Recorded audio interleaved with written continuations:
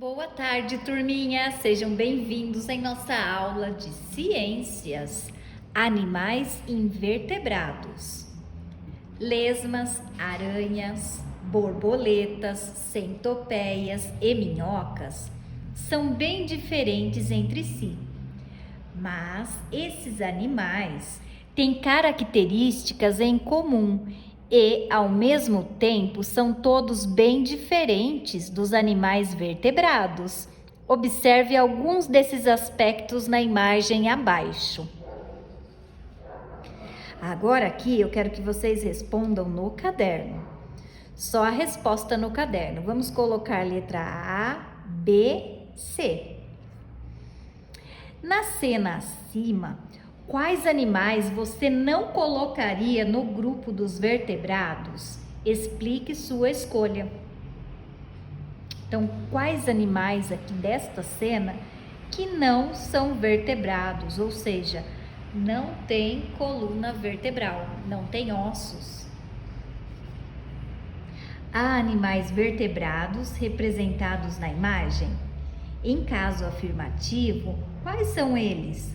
Como você chegou a essa conclusão? Então, só uma dica: tem 2 animais que são vertebrados. Aí vocês irão escrever no caderno. Que animais desse jardim não são vertebrados e podem voar? Então, tem 2 também que não são vertebrados e podem voar. Agora, continuando aqui na página 45. Invertebrados terrestres. Os invertebrados terrestres vivem em diversos tipos de ambiente, desde as matas até os desertos. Esses animais se movimentam de várias maneiras. Formigas, centopeias e aranhas têm pernas e andam. Minhocas e caracóis rastejam. Besouros, abelhas e mosquitos têm asas e voam. Grilos e pulgas saltam para se locomover. No solo, muitos invertebrados podem ser encontrados debaixo de pedras ou folhas caídas, como o tatuzinho de quintal. Já as minhocas vivem dentro de túneis cavados no solo.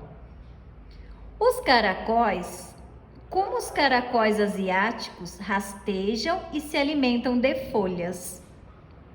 O tatuzinho de quintal enrola todo o corpo quando precisa se defender. Ele vira uma bolinha. No ar, os únicos invertebrados que têm asas são os insetos. Eles voam para fugir de outros animais, para se alimentar, para encontrar abrigo ou um lugar para depositar seus ovos. Por exemplo, borboletas, libélulas, besouros, abelhas, joaninhas e gafanhotos, entre muitos outros. São invertebrados que voam. As libélulas, como a libélula de 12 manchas, têm 2 pares de asas.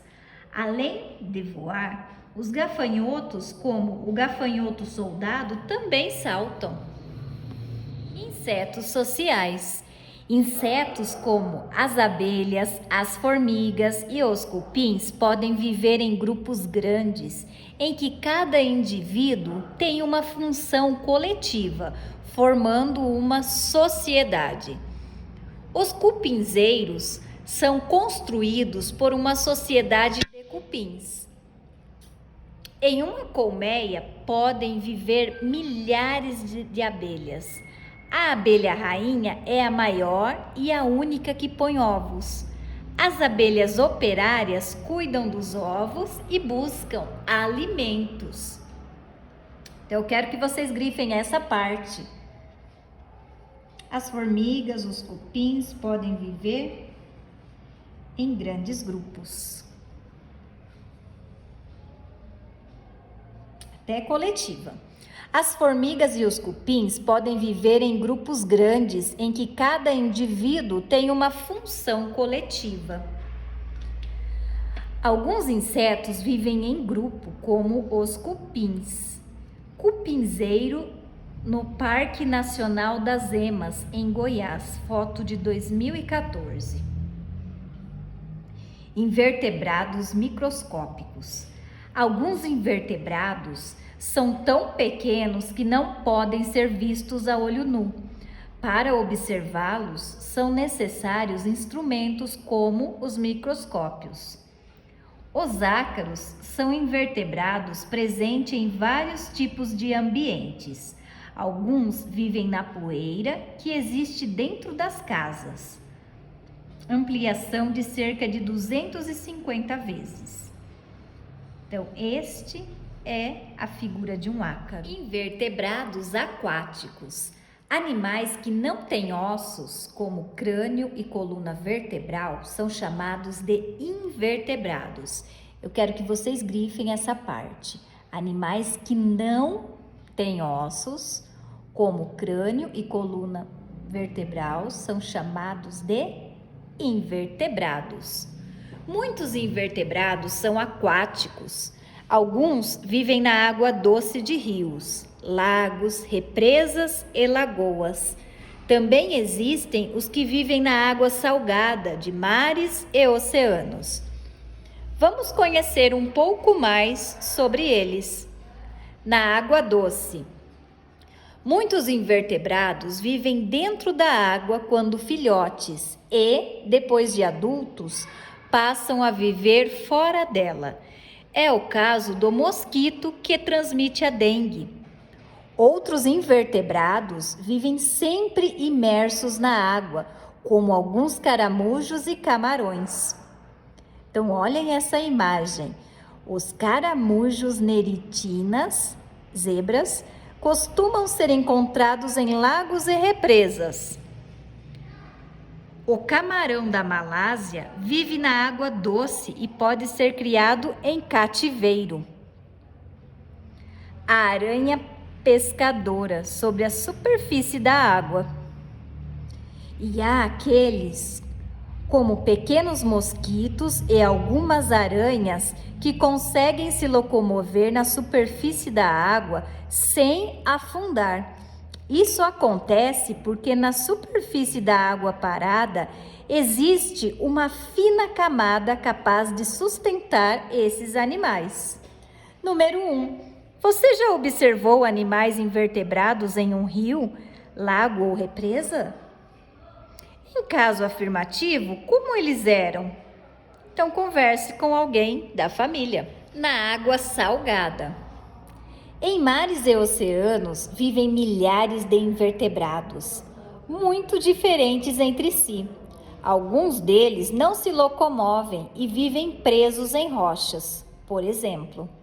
Outros apresentam diferentes formas de locomoção. Vejamos alguns casos a seguir. As esponjas são animais que não se locomovem. Elas obtêm alimento da água que circula em seu corpo. A água entra na esponja por diversos furos distribuídos por todo o corpo e sai por uma abertura superior. As anemonas do mar quase não se movem. Elas usam os tentáculos que têm ao redor da boca para capturar pequenos peixes e outros animais para se alimentar. Tentáculos. Prolongamento do corpo que auxilia no tato e na captura de alimentos. Quero que vocês grifem isso. Até alimentos.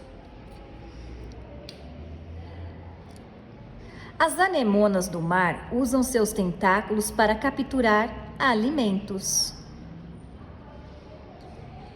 Esponjas vivem fixas em rochas no fundo do mar.